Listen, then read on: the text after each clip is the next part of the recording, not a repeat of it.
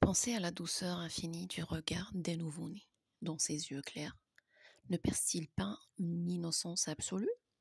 Pourtant, en quelques années à peine, cet être pur sera plongé dans un monde de croyances, de valeurs, parfois même de préjugés. Est-ce un processus inévitable?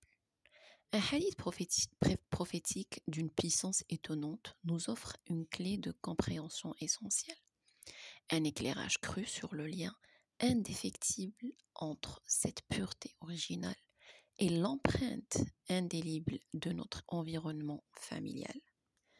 Chaque humain qui vient au monde porte en lui une étincelle de pureté originale, une toile spirituelle immaculée.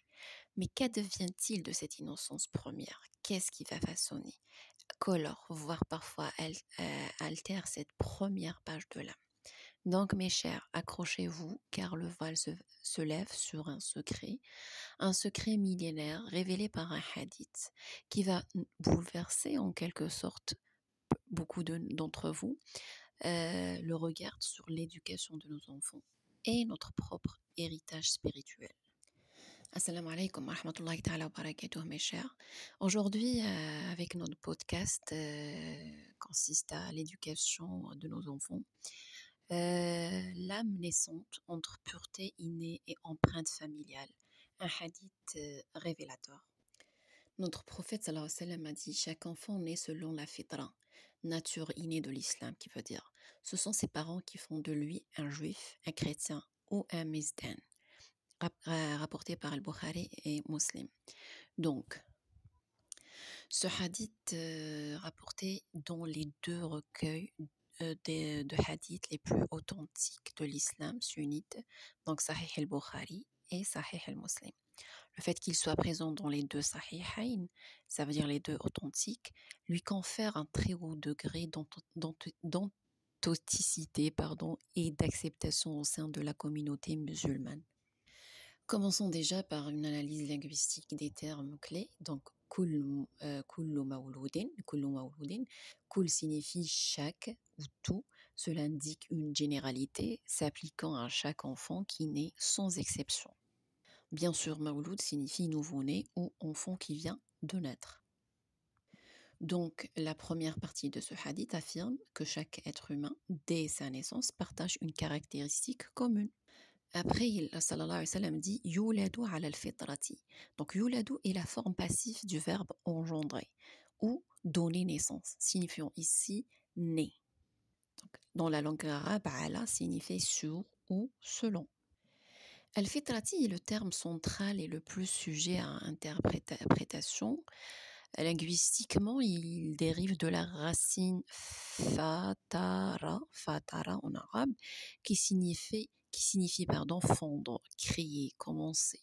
Dans le contexte religieux, fitra est généralement interprété comme la disposition naturelle à reconnaître et à se soumettre à Allah subhanahu wa ta'ala, ça veut dire l'unicité divine qui veut dire tawhid. Donc c'est une inclination innée vers la croyance en un seul Dieu. Ou bien on a la nature originale et pure avec laquelle Allah a créé l'humanité. Donc cette nature est intrinsèquement bonne et exempte de péché ou de croyances erronées dès la naissance.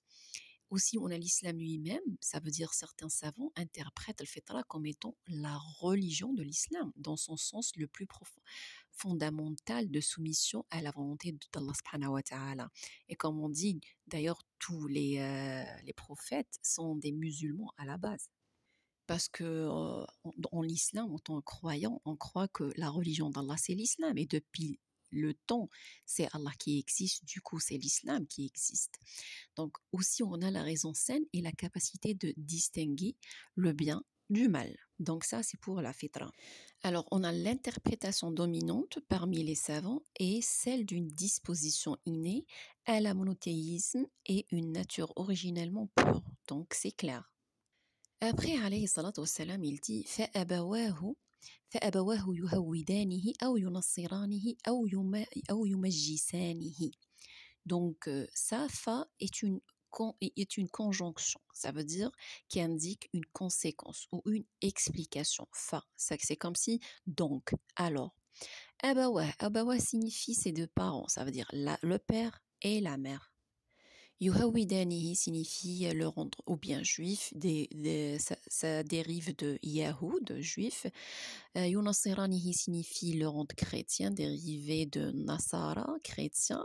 Yumajjisanihi signifie le rendre Mazdan, ça veut dire apte de quoi que ce soit, une religion dualiste. Donc, mes chers, cette partie du hadith illustre comment l'environnement familial et l'éducation parentale peuvent influencer et potentiellement dévier l'enfant de sa fitra originale en lui incluant d'autres croyances religieuses. Donc, les 3 exemples cités étaient des religions importantes et répandues à l'époque de la prophétie. Là, on revient à un moment clé, l'interprétation, bien sûr, des savants, le ulama. La signification de l'fitra, la majorité des savants s'accordent sur le fait que la fitra, mentionnée dans ce hadith, est une disposition innée à reconnaître Allah comme son Seigneur et Créateur. Donc, ainsi, c'est qu'une nature originale, pure et inclinée vers le bien. Alors, Ibn Taymiyyah, rahimahullah, l'a décrit comme une prédisposition à la foi, ça veut dire il est apte, il est prédisposé à la foi d'Allah. L'imam Nawawi explique que cela signifie que l'enfant naît avec une aptitude à accepter la foi, ça veut dire il est prêt à absorber, à connaître, à savoir. Et puis, le imam Nawawi explique que cela signifie que l'enfant naît avec une aptitude à accepter la foi et s'il était laissé à lui-même, sans influence extérieure, il suivrait cette inclination naturellement. On revient maintenant au rôle des parents dans la déviation de la fitra. Donc, les parents, par leur éducation, leurs croyances, environnement, etc., culture et tout le reste, qu'ils créent jouent un rôle crucial dans le développement religieux de l'enfant. Donc, ils peuvent renforcer et cultiver cette fête-là en l'éduquant dans les principes de l'islam, ou ils peuvent détourner en lui incluant d'autres croyances et pratiques. Donc, ce hadith utilise les exemples spécifiques du judaïsme, du christianisme et du mazdéisme pour illustrer comment l'influence parentale peut façonner l'identité religieuse de l'enfant. Il est important de noter que le hadith ne blâme pas l'enfant pour sa religion acquise, mais met en lumière la responsabilité des parents. Notre dernier point dans ce podcast-là, la responsabilité parentale. Donc là, le hadith souligne l'énorme responsabilité qui incombe aux parents dans l'éducation de leur enfant, en particulier en ce qui concerne leur foi. Donc, ils sont chargés de préserver, de nourrir cette fitra-là de leur enfant en leur enseignant bien sûr les fondements de l'islam, en leur fournissant un environnement pieux, en étant eux-mêmes le bon exemple. Donc, en négligeant cet aspect, ça peut conduire à ce que l'enfant s'éloigne de sa disposition naturelle.